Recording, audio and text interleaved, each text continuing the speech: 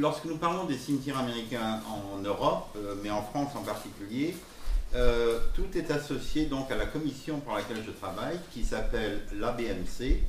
Le vrai nom, c'est donc l'American Battle Monuments Commission, la commission américaine d'entretien des sites. Alors, monuments, c'est à la fois monuments et cimetières. Donc, on s'occupe des deux. Et on ne peut pas parler de cette commission sans parler par vraiment la personne qui est derrière sa création, qui est le général Pershing. Bien qu'au départ, il n'avait rien à voir avec les cimetières. Donc, je vais essayer de vous donner une historique de tout cela pour que vous compreniez bien là où nous en sommes arrivés aujourd'hui. Dès le départ, Pershing était un grand admirateur de la France. Il adorait la France. Et bien que parfois on ne retrouve pas de documents, on sait qu'il était derrière pas mal de choses qui se sont produites aux États-Unis immédiatement après la guerre. Notamment la sélection du soldat inconnu. Donc, tu veux que je le fasse? Non, c'est bon, c'est bon. T'es sûr? Oui. Ça y est, j'ai trouvé le bouton. Immédiatement après la guerre, donc, étant un grand admirateur de la France, il imitait la France. Il n'y a pas... Là, si vous regardez la plupart de nos monuments, de nos cimetières, vous verrez que très souvent ça ressemble à des monuments français. Et c'est très facile à voir, hein. Mais notamment la sélection du soldat inconnu. La sélection du soldat inconnu, personne n'avait eu l'idée avant, et ça s'est fait aux États-Unis en 1921. On a enterré notre soldat inconnu le 11 novembre 1921, mais ce soldat inconnu a été sélectionné à Chalon-sur-Marne. Et le système a été exactement le même que le système français. C'est-à-dire, en France, il y avait 8 cercueils différents. Un soldat est en train de poser un bouquet sur un cercueil, et c'est lui qui est devenu le soldat inconnu officiel sous l'Arc de Triomphe. Nous n'avions que 4, puisqu'il a été décidé à l'époque qu'un corps inconnu serait retiré de chacun des 4 cimetières permanents qui seraient en France. Permanents sur les champs de bataille. Alors à l'époque, c'était notre cimetière de Somme, à Bonny, quelques kilomètres au nord d'ici, le cimetière de Haine-Marne, à Bello, le cimetière de Saint-Mihiel et le cimetière à Thiaucourt, excusez-moi, et notre grand cimetière de Meuse-Argonne, au nord de Verdun. C'était les 4 cimetières considérés. Quelqu'un va me dire aussitôt, et votre cimetière de Boisaine? Il ne devait pas exister, il n'était pas prévu comme devenant un des cimetières principaux. D'où la raison de 4 corps. Et celui de Suresnes n'était pas sur un champ de bataille. Donc voilà, les 6 cimetières en France, je les ai couverts, il n'y en avait que 4 qui étaient considérés à l'époque comme sur les champs de bataille et qui devaient rester. Donc voici l'histoire donc de notre... Le voilà, le cercueil a été sélectionné, il part de la mairie de Chalon-sur-Marne pour être rapatrié aux États-Unis. Les 3 autres cercueils ont été envoyés à notre cimetière de Meuse-Argonne et sont tous les 3 enterrés à Meuse-Argonne. Alors, nous arrivons, où étaient les corps en réalité? Dès 1918, 1917, 1918, des tombes américaines sont apparues un peu partout sur les champs de bataille. Assez rapidement, il y avait quelques tombes isolées, mais assez rapidement, on essayait de les regrouper. Dans certaines zones, comme ici, c'était tout simplement une tranchée qui était remplie avec des corps de soldats américains les uns à côté des autres. Mais assez rapidement, il y a eu une organisation qui s'est faite pour qu'à côté de chaque champ de bataille, dans les villages à côté, se retrouvent de tout petits cimetières américains. Par exemple, celui-ci était à Vaux, à côté de Château-Thierry. En voilà un, bon, ça aussi, c'était une autre vue de Vaux. D'un autre côté, parfois, vous pouviez avoir 2 ou 3 cimetières isolés, parfois une dizaine de tombes, parfois une vingtaine, trentaine, ça dépendait. Bourrèche, voilà, un autre cimetière temporaire, à Bourrèche, près de Bello. Celui de Bello, il y en avait un à Bello, il y en avait en réalité 2 à Bello. Des cimetières temporaires. Mais ça ne plaisait pas au système américain. Immédiatement après la guerre, dès novembre 18, les services et sépultures, alors c'est là la chose importante, vous verrez dans tous les documents, on se réfère à soit l'AGRS, ou bien la GRS tout simplement. Alors ça tient pour American Grave Registration Service, ou bien le Grave Registration Service, qui est le service d'enregistrement des sépultures. Voilà ce que cela veut dire. Leur but était récolter, de retrouver toutes les tombes isolées et de les amener vers des cimetières temporaires, mais qui deviendraient peut-être permanents. D'accord?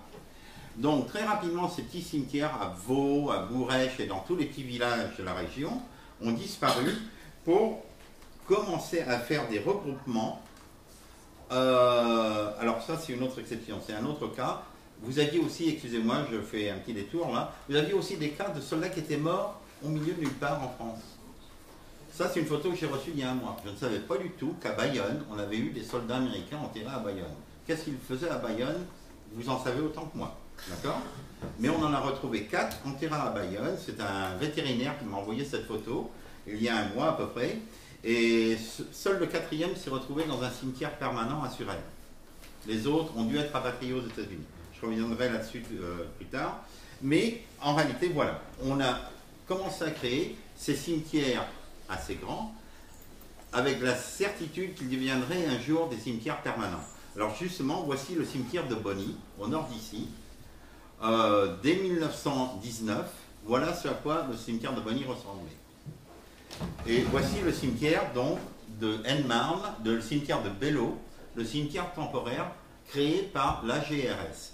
Alors qui était cette AGRS? C'était encore une fois le service des sépultures qui dépendait du service de logistique du Quartermaster Corps de l'armée. Donc c'était le service de logistique, d'alimentation et tous les services dont l'armée a besoin, ça passe toujours par le Quartermaster Corps. Ce n'était qu'une extension du Quartermaster Corps. Alors, nous en sommes donc... Alors, ces cimetières sont devenus tout à fait honorés, respectés. Et un très bon exemple que je peux vous donner automatiquement, je me base plus sur la région de Château-Thierry et de Belleau, pour la simple raison que je suis à côté. Mais quelque chose de très important s'est passé avec la publication de ce rapport en janvier 1920 sur la situation des sépultures en France. Alors, c'est un document que nous avons au cimetière de Henmarn, à Belleau. Si vous en voulez une copie, je peux vous l'envoyer. On l'a téléchargé, ne vous inquiétez pas. Comme vous voyez, notre copie a commencé à être mangée par les vers en bas à droite, mais il se porte bien, ne vous inquiétez pas, on l'a bien préservé. Et dans ce rapport, donc au 1er décembre 1919, il y avait 75 636 tombes répertoriées en France. D'accord? Sur ces 75 636, elles étaient réparties, non, pardon, pas en France, mais en Europe, réparties dans les différents pays. Alors, une chose intéressante ici, c'est que vous avez, pour la France, la zone des armées et la zone de l'intérieur. Alors ça, si vous voulez rire 5 minutes, il faut retrouver ce rapport, parce que les Américains, nous étions considérés comme vraiment... On agaçait les Français. Voilà. Je vais être poli, hein, on les agaçait. Parce que ces gars-là étaient partout à rechercher des tombes. On était immédiatement après la guerre et ces Américains fouillaient partout. Est-ce qu'il y a un soldat américain enterré chez vous? Parfois, oui, il y avait une tombe d'un Américain dans un cimetière d'un petit village. Comment il s'était retrouvé là? On ne sait pas. Mais il y avait aussi des bords de route où on pouvait retrouver des soldats américains. Et ces Américains qui fouillaient partout, les autorités françaises en ont eu ras-le-bol. Alors finalement, ils ont fait un règlement que dans certaines zones, la zone de l'intérieur, Hélène n'en faisait pas partie, entre parenthèses, on était juste à la limite, les Américains pouvaient déplacer les corps comme ils voulaient. Dans la zone des armées, non. Et ça, je parle de 1919. Hein. C'est pour ça que dans ce rapport, au 1er décembre 1919, on faisait bien la distinction entre les deux.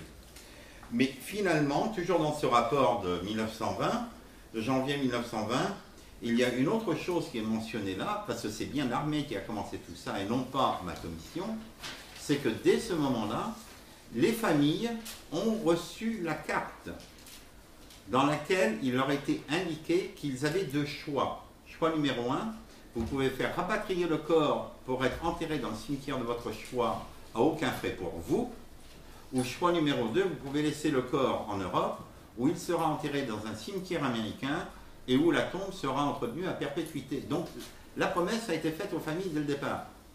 Et donc on avait deux choix. Alors c'est intéressant, vous avez 3 chiffres là. Retourné aux États-Unis, 43 909. Retenu en Europe, 19 499, pardon. Et pour être enterré dans d'autres pays que les États-Unis, il y en avait 300. Ça, je vous dis, encore une fois, on parle au 1er décembre 1919. Les chiffres ont changé ensuite. D'accord? Mais dès ce moment-là, des familles européennes ont été contactées, car il ne faut jamais oublier que 18% des soldats américains Première Guerre mondiale n'étaient pas nés aux États-Unis. Et M. Caspi vous en a parlé ce matin. En réalité, d'où venaient la plupart des immigrés de l'armée américaine en 1917 et 18? 1. Italie, 2. Irlande, 3. Allemagne. D'accord? Donc, comprenez bien qu'on a eu des soldats américains qui ont été rapatriés selon le désir des familles.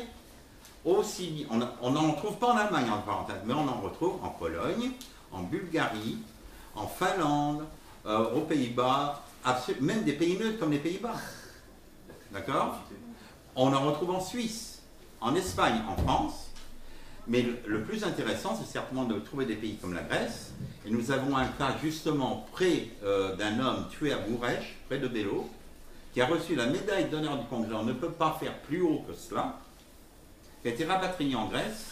Et le traité de Versailles ayant changé les frontières, du jour au lendemain, le petit village grec où il a vécu, où il a tiré sur les Turcs aussi, il faut être réaliste, est devenu turc du jour au lendemain, et ça tombe désacralisé par des soldats turcs dès qu'ils ont repris la main sur le village. Ça a failli causer une deuxième guerre mondiale immédiatement. D'accord? Les États-Unis ont envoyé un ultimatum à la Turquie parce qu'ils avaient touché à la tombe d'un soldat qui avait la médaille d'honneur du Congrès. Finalement, le corps a été récupéré et cet homme repose aujourd'hui, un soldat d'origine grecque, repose au cimetière national d'Arlington. 4 présidents des États-Unis étaient à son enterrement à Arlington, pour vous donner l'ampleur de l'incident. D'accord? Ce sont des détails qu'il faut comprendre, mais on ne parle pour l'instant que de l'armée. Je n'ai encore pas parlé de ma commission. Hein. Pour vous montrer l'importance que ces cimetières ont eu dès 1920, lorsque la ville de Château-Thierry a reçu la Légion d'honneur le 18 juillet 1920, la cérémonie a eu lieu sur la côte 204 et non pas dans la ville de Château-Thierry.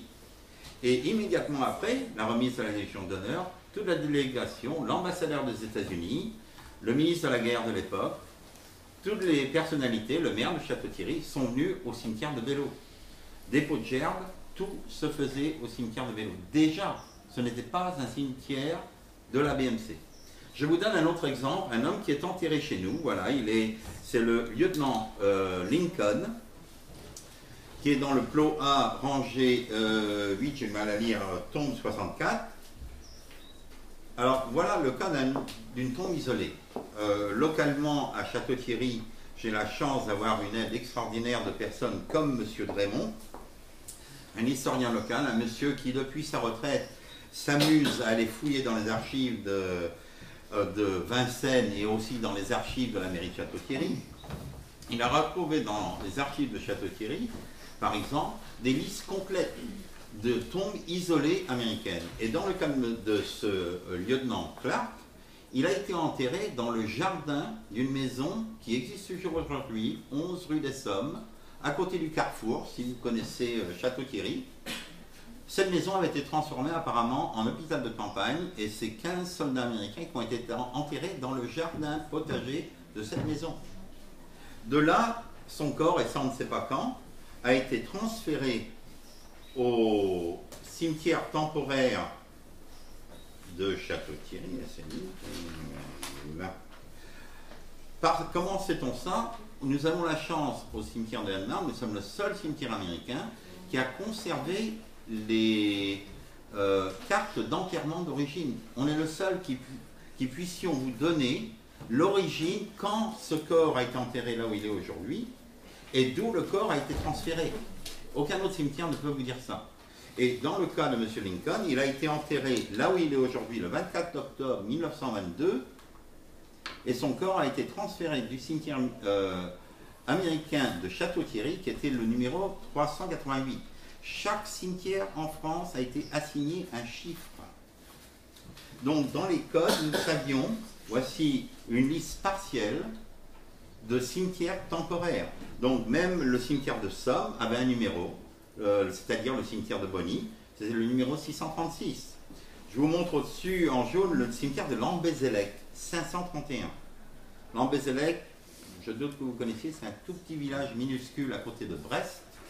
À la fin de la guerre, il y avait plus de 1800 Américains, hommes et femmes, enterrés en Lambézélec. Tous étaient morts à bord de navires de la grippe avant d'atteindre les côtes françaises. D'accord? Nous en avons 5 qui étaient à l'origine enterrés en Lambézélec. La plupart de ceux qui n'ont pas été rapatriés morts à Lambézélec sont soit à notre cimetière de Voiseine, soit au cimetière de Suresnes. Et c'est pour vous donner, mais j'ai aussi, oui j'en ai 2, un qui vient du cimetière de Marseille, cimetière Saint-Charles. Comment il a fini à Bello, je ne sais pas, mais j'ai vraiment des origines de corps qui ont été transférés de partout en France. Tout ça encore, nous parlons de 1922. Alors regardez cette photo suivante. Voici le cimetière de Bello. Regardez bien, il manque pas mal de pierres tombales à droite et à gauche. Hein.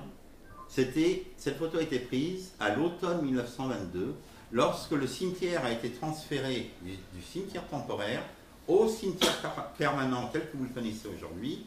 Les tombes, 99% de nos tombes, ont été créées, là où elles le sont aujourd'hui, entre le 1er octobre et le 31 décembre 1922. D'accord? C'est aussi à cette période-là que la plupart des corps ont été rapatriés selon le désir des familles. D'accord? Tout s'est fait à ce moment-là. Oh, je continue. Et donc, voilà, entre parenthèses, si vous connaissez le cimetière de Bello, voici la forme du cimetière, les plots A et B, et le cimetière temporaire était ce carré noir que j'ai représenté là. D'accord? Encore une fois, comme je vous l'ai dit, les corps étaient rapatriés de partout en France. Encore une fois, la France avait été divisée comme une tarte, si vous voulez. Hein? Tous ceux qui étaient enterrés dans tel secteur étaient envoyés automatiquement vers tel cimetière. Le cimetière de Bello était concentré surtout par la partie centrale de la France, Vichy, j'ai beaucoup de gars de Vichy, tout ce qui concerne le Puy-de-Dôme aussi, Clermont-Ferrand, en gros les villes d'eau. Ville d'eau, dès qu'un gars toussait un peu de trop, ou il doit avoir la grippe, on l'envoie dans une ville d'eau. Pof. Puis il finissait, il mourait là-bas, il était enterré à Vichy, et ensuite il a fini. S'il n'a pas été rapatrié, il a été envoyé à Bello. D'accord? Rapatriement, typique, la tradition voulait cercueil, le cercueil enveloppé dans le drapeau. Et on est arrivé donc à ces cimetières tels que l'armée les concevait. Voici une photo du cimetière de Bello en 1925. C'était en gros la même forme que vous voyez aujourd'hui. Le centre des visiteurs était plus petit, la maison plus petite. Il y avait quand même une belle salle d'accueil. D'accord, tout était au point pour accueillir les familles. Mais il manquait une certaine touche. Et voilà ma commission qui arrive. La commission est créée officiellement en 1923. 1923, il y a 8 membres de cette commission sont nommés par le président des États-Unis. Ce sont des postes non payés. Et ces 8 personnes sont vraiment sélectionnées. Il faut que ce soit quand même des gens assez aisés qui vont faire un travail sans rémunération. Et bien entendu, on va prendre des gens assez célèbres avec une certaine importance. Et comme par hasard, parmi les 8, se trouve le général Pershing.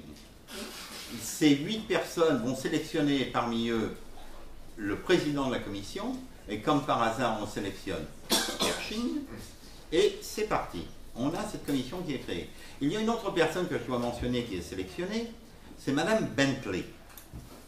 Alors qui est cette Madame Bentley? Elle fait partie de ces célèbres mères en or qui a perdu un fils. Et comme par hasard, où est enterré le fils de Madame Bentley? Dans le cimetière de Voiseine. Maintenant, vous savez pourquoi le cimetière de Voiseine est devenu un cimetière permanent. D'accord? C'est aussi simple que ça. En 1924, les 8 membres de la commission partent ensemble pour la France, juin-juillet 1924.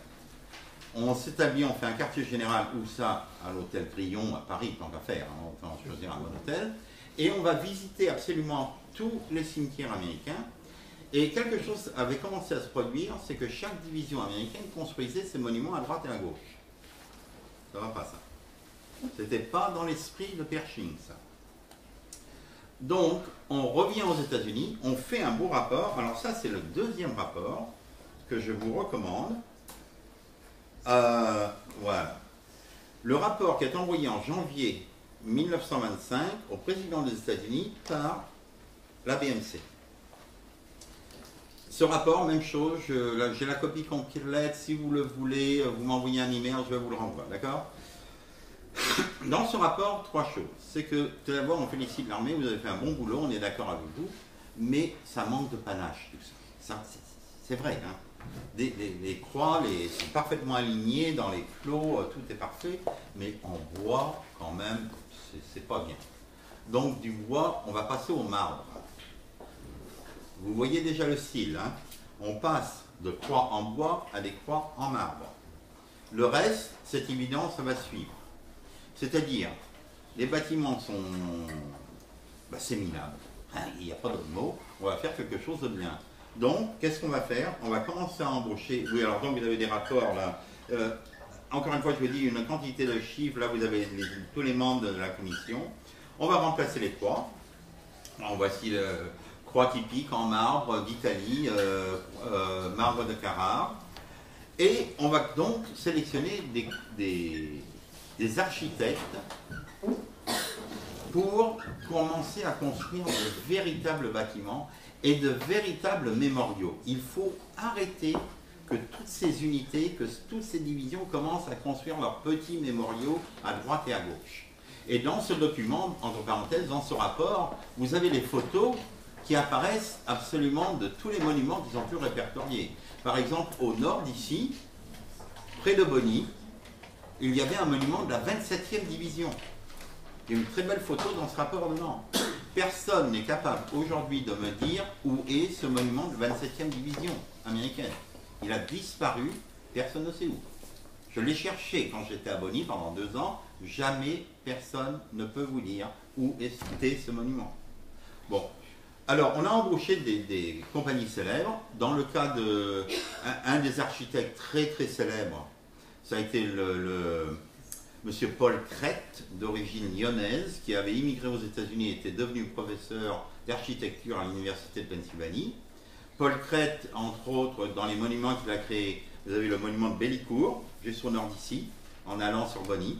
Ça a été fait par Paul Crête, mais certainement son grand chef-d'œuvre, ça a été le monument de Château-Thierry, qui domine Château-Thierry, c'est du Paul Crête. Mais Paul Crête a travaillé sur d'autres monuments et très souvent en tant que conseiller pour d'autres compagnies. Pour le cimetière de Belleau, ça a été une compagnie d'architectes de Boston, Cram & Ferguson, et eux-mêmes ont embauché un homme, je fais une parenthèse, je m'amuse, le monsieur que vous voyez là, alors c'est un monsieur assez unique qui s'appelle Roger Hayward. Alors lui, c'était... allez le voir sur internet, je vous en prie. Hein. C'est le genre ami de Paulus, comment il s'appelle? Oui, Linus Pauling, d'accord. Un de ces types avant-gardistes. C'est le seul projet qu'il ait fait, c'est de dessiner la chapelle de Belleau. C'est le seul projet qu'il ait fait. Il s'est basé, il a passé 1 an, payé par Cram & Ferguson 26-27, à étudier toutes les belles cathédrales d'Europe pour finir par dessiner, concevoir la chapelle de Belleau. D'accord? Donc c'est pour vous donner. Ce type-là, Deuxième Guerre mondiale, encore une fois, allez voir son site internet, c'est lui qui a développé le système de stabilisation des mitrailleuses à bord des B-27 et des B-17 et des B-29, pardon, pour que le type qui tirait sur les Allemands donc, ait une visibilité, une stabilité parfaite pour sa mitrailleuse. Donc je vous dis, il a touché à tout. Hein. Absolument extraordinaire. Mais encore une fois, l'idée était d'embaucher les meilleurs. Alors au point de vue de la fabrication de ces chapelles, etc., on a embauché les meilleurs artisans qu'on pouvait trouver en France. D'accord? C'était les dépenses, on n'y regardait pas. C'était ça le but. Donc, résultat, vous avez eu des monuments, tout se faisait dans les années 27, 28. On commençait par... En gros, c'est vraiment qu'à la fin de 1929 qu'on voit les bâtiments sortir de terre. Plusieurs années de recherche. Entre-temps, quelque chose de très important s'est passé. Eh bien, c'est tout simplement, c'est que jusqu'à présent, on opérait sans traité avec la France. Il faut attendre 1927 pour voir les premiers traités. Alors là, s'il vous plaît, s'il n'y a qu'une seule chose que je vous demande de retenir, parce que je l'ai vu écrit trop de fois erronément dans les journaux, ou je l'ai entendu même à la télé, aucun de cimetière américain en France n'est territoire américain. Je répète, tous les cimetières en France, vous êtes en France. Le terrain appartient à la France. D'accord? Il ne vous faut pas un passeport pour venir me voir. En réalité, dans notre cas, vous êtes en terrain militaire français. Si vous avez la permission à demander à quelqu'un, allez à la gendarmerie. D'accord? C'est tout. Bon, dans le cas de Château-Thierry, voilà un des traités, par exemple. Il y a un traité entre notre commission et la ville de Château-Thierry pour la création du monument de Château-Thierry. S'il a fallu créer une route. Mais la route ne fait pas partie du monument. Donc, voilà. La route appartient à la ville de Château-Thierry. Mais dans le traité, c'est bien dit que c'est nous qui la construirions et que c'est nous qui entretenirons la route tant que le monument existera. Donc voilà, c'est à nos frais cette route. Donc chacun des petits détails, alors ça c'est un acte de vente, je reviens si vous voulez, très rapidement.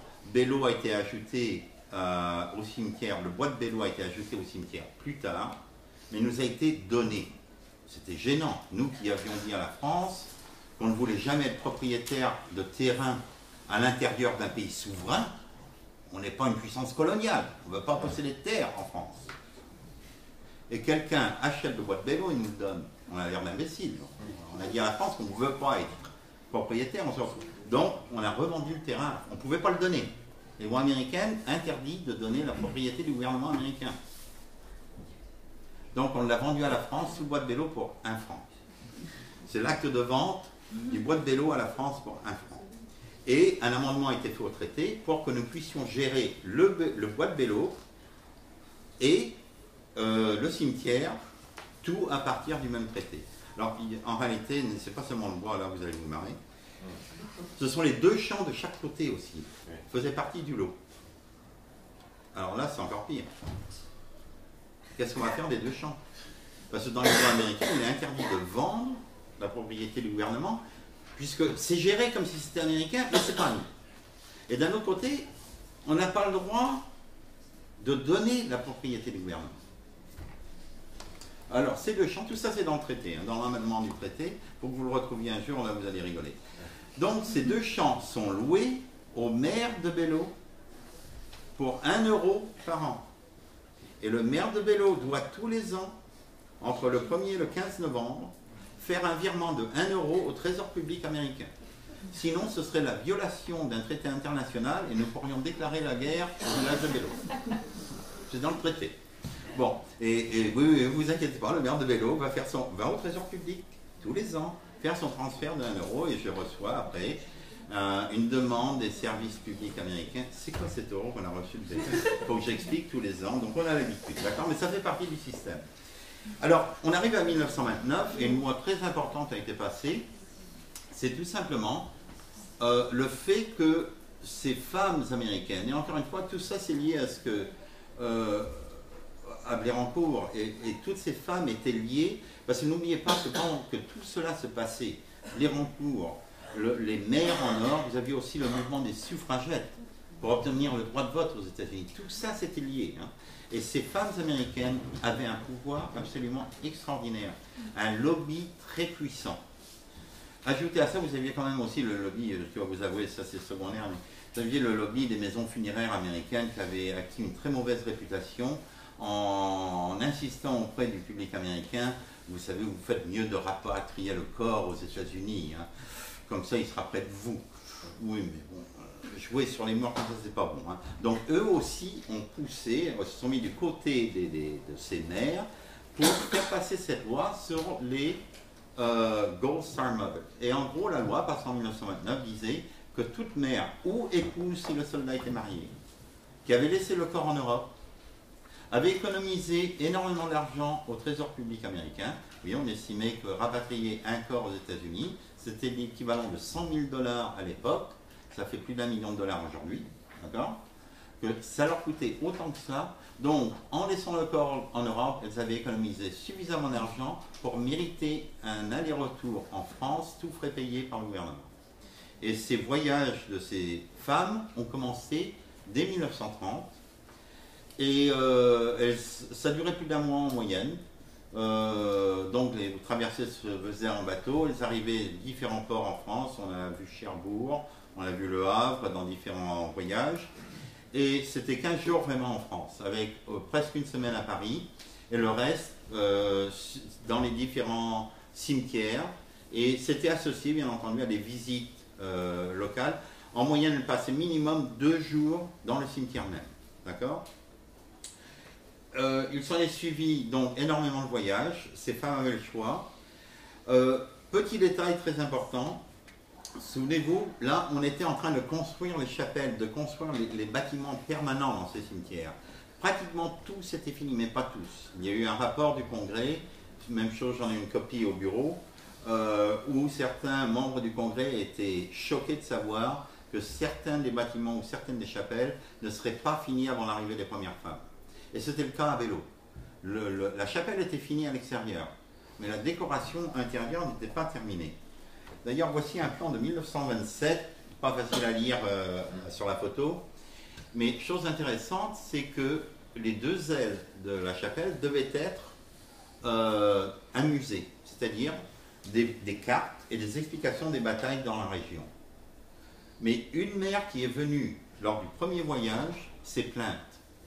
Elle a dit, non, vous avez fait un voyage merveilleux, vous m'avez offert un voyage merveilleux, tout était merveilleux, les services, tout. Mais il y a une seule chose que je regrette. Vous m'avez donné la tombe d'un soldat inconnu. Et vous avez été honnête avec moi, vous m'avez dit, ça pourrait être votre fils, mais c'est certainement pas lui. Et j'ai gardé en moi l'idée de toujours revenir à la même tombe. À chaque fois que je rentrais dans cette... J'allais toujours à cette tombe, en vertu de ce que vous m'avez dit. Mais j'aurais tellement aimé voir son nom inscrit quelque part.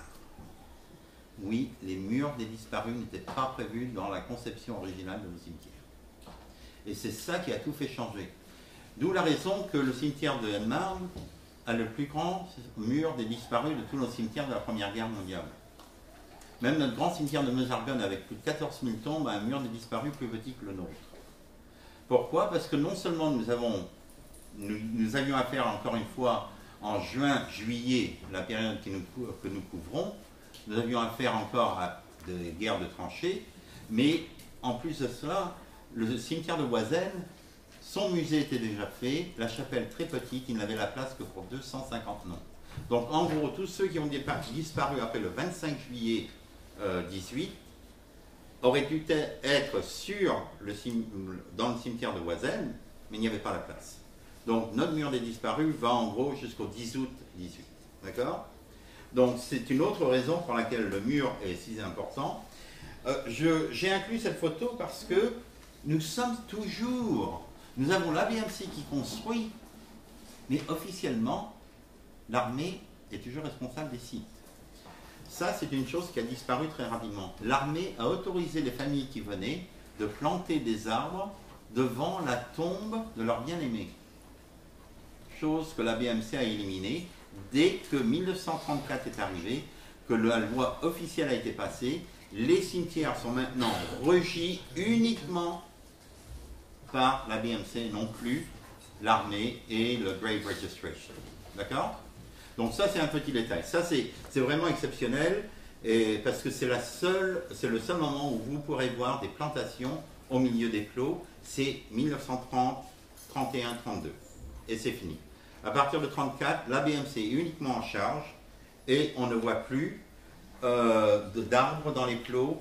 La GRS disparaît en gros en 1930 de la photo pour la simple raison, c'est qu'on a la Grande Dépression aux États-Unis et leurs budgets sont coupés. C'est aussi simple que ça. Toutes les recherches sur les disparus s'arrêtent en 1930 dans nos systèmes. Et tous les registres de l'époque sont envoyés à ce moment-là à JPAC, et tous les registres sur les inconnus, etc., les dossiers d'inconnus, ce qu'on appelle les X-Files, oui, les fichiers X. X-Files sont tous à Hawaii, dans les dossiers de JPAC. D'accord? Dernière chose, 1937, deux choses à vous signaler. Tout d'abord, la dédication de tous nos sites, monuments officiels et les cimetières, mais aussi le planting plan. C'est unique, ça n'existe pas dans les cimetières de la deuxième. En 1937, Pershing a organisé une réunion à Paris. Tous les surintendants devaient être présents. Et chacune des plantes, des arbres de tous nos cimetières est enregistrée sur ce plan. C'est le plan des plantations. Et ça a été décidé à l'époque que seules ces plantes étaient faites pour survivre à cet endroit-là. Donc si on a un arbre qui meurt aujourd'hui ou un arbuste qui meurt, on doit le remplacer par la même plante, le même arbre. Et si besoin est, j'ai eu le cas à Cantigny, quand j'étais à Bonny justement, une haie a disparu ou ne survivait pas. C'était une plante très populaire dans les années 30 en France, qu'on ne retrouvait pas. On l'a finalement retrouvée au Danemark. Eh bien, on a importé 108 plantes du Danemark. Aussi simple que ça, on n'avait pas le droit, il aurait fallu qu'on obtienne la permission des beaux-arts américains pour faire un changement sur le site de Cantigny. D'accord? Donc ce plan des plantations, c'est quelque chose qui reste collé à nos traditions. Alors une chose que, si vous voulez, j'en ai une copie ici dans mon sac, mais même chose, je peux vous la faire parvenir. Il faut que vous retrouviez le magazine Live de 1937, du mois d'août 1937, parce que vous avez dedans les inaugurations de tous nos mémoriaux en 1937. C'est vraiment intéressant à voir. Mémoriaux et cimetières. Un autre document que je vous recommande, ça date des années 84 en réalité. Et il y en a plusieurs versions, mais ça a été republié et vous pouvez même le trouver sur Internet.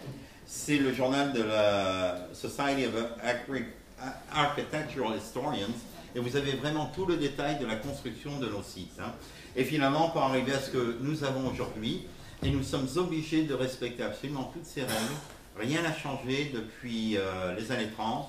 Pour nous, la gestion est toujours la même. D'accord? Excusez-moi si j'ai pris un peu trop de temps, mais voilà, je voulais terminer avec moi par cette photo. Question? Alors, si vous voulez,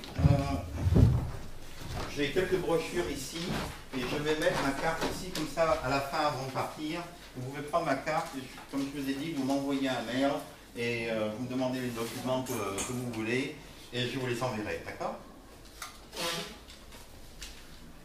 Merci pour votre attention. Est-ce qu'il y a des questions? Moi, j'en aurais une. Oui. Votre fonctionnement est quand même très proche de la CWGC. De quoi? De la Commission Ordaz britannique. Très similaire. En réalité, on vient d'embaucher un nouveau chef horticole qui lui-même vient du War Graves Commission. D'accord? Espionnage industriel.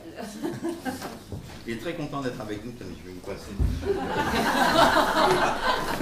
C'est presque ça. C'est presque ça. Auprès de la commission. Justement, le pauvre, il essaie de s'adapter parce que lui, il avait l'habitude de mini-budget.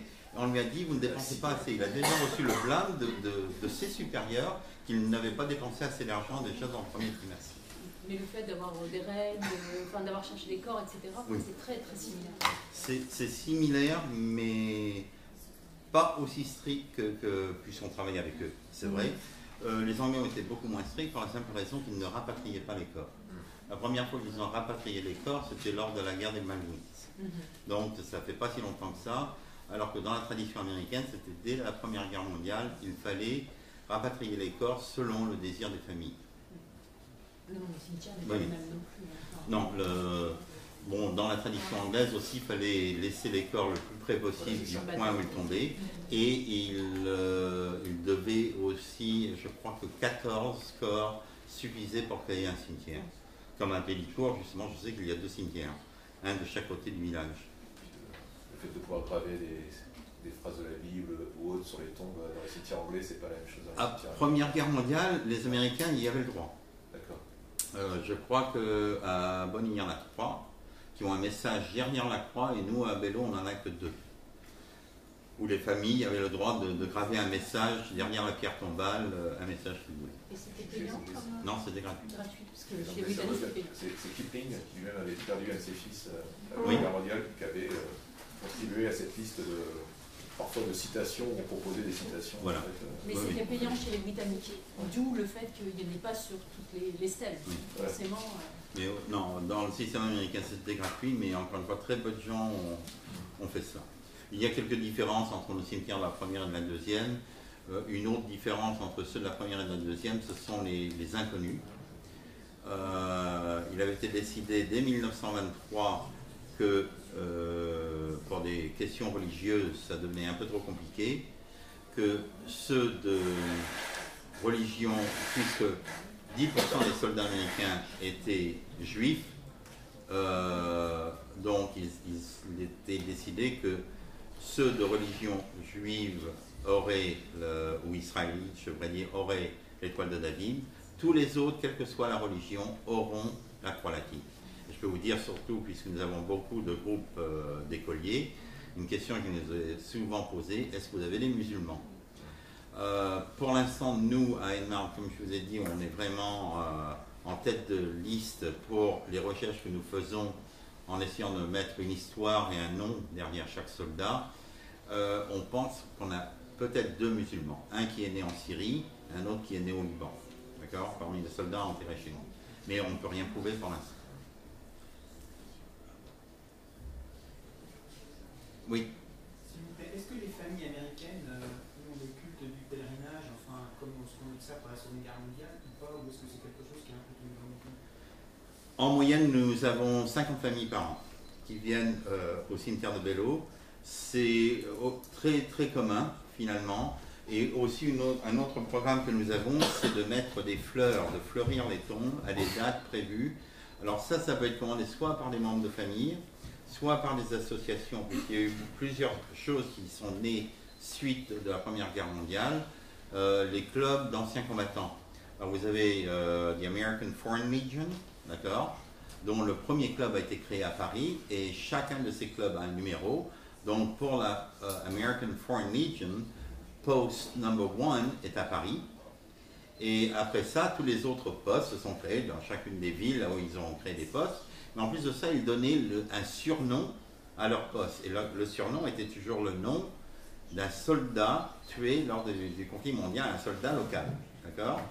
Donc, par exemple, si vous allez dans j'ai oublié le nom du village au sud de Phoenix, un petit village en territoire indien, leur poste a le nom d'un soldat Tohono O'odham du sud de l'Arizona qui avait été tué en France. C'est le nom, d'accord? Il y en a plusieurs autres comme ça qu'on a justement. Dimanche dernier, j'ai été fleurir la tombe de M. Aucoin de Louisiane. Le poste de Foreign Legion de ce type bourgade porte le nom de M. Aucoin, et lui, il reçoit à peu près 6 décorations florales chaque année. Une pour son anniversaire, une pour Noël, une pour Pâques, une pour le Memorial Day, etc. Ça, c'est standard. Donc, non, ils ne sont pas oubliés. Hein. Du côté des familles, je dirais qu'il y a un bon suivi.